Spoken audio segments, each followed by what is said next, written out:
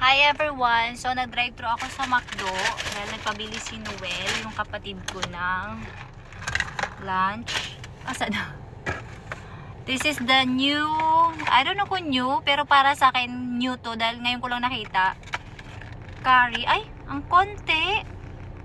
Ito oh. Ang konti, ang lasa. This is not mine. Uy, masarap! Parang, uy, totoong curry din ah. Tapos, pabili siya nito, tsaka ng fries. Wala na yung drinks. Magagalit yun. Lala na siya. And, meron din ako nakita, milk tea. Cereal milk tea ba yun? I'm not sure, pero ito yun. Hindi ko sure kung tama. Tingnan natin yung ano. Baka mabash tayo. Ay, iced coffee cereal. Akala ko milk tea to. Oh! Hoy!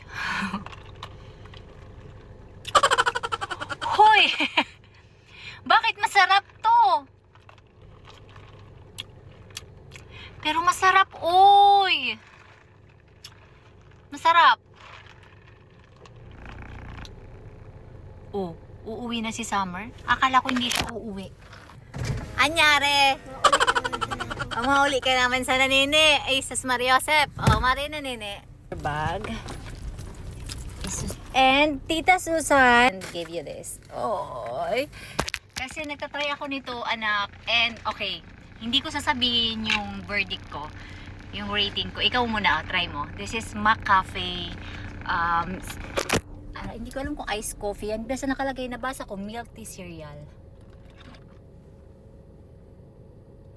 Okay. I like it. Me too. Sabi ko sa inyo, masarap eh. Hindi ko sinabi, diba? Hindi ko kinat yung video. Hindi ko sinabi kay Summer kung masarap o hindi. I will give this 9 out of 10. Ikaw? 10. 59 pesos, pero mura na siya. Yun lang. Bye! It's Saturday. Lunchtime. Tapos na ako mag-lunch. And si Summer, binilang ko siya ng McDo. So, na-upload ko na din yung lunch ko kanina. Bye, guys. Yun lang. Magdadrive na ako dahil si Tito. Gutom na rin yun. Hala. Yan na, oh. Nagkatapon-tapon na. Okay, gutom na siya. Di na siya nakapaghintay umuwi. Then, Sunday. Ang gusto niya Sunday, ganyan. Bye, guys!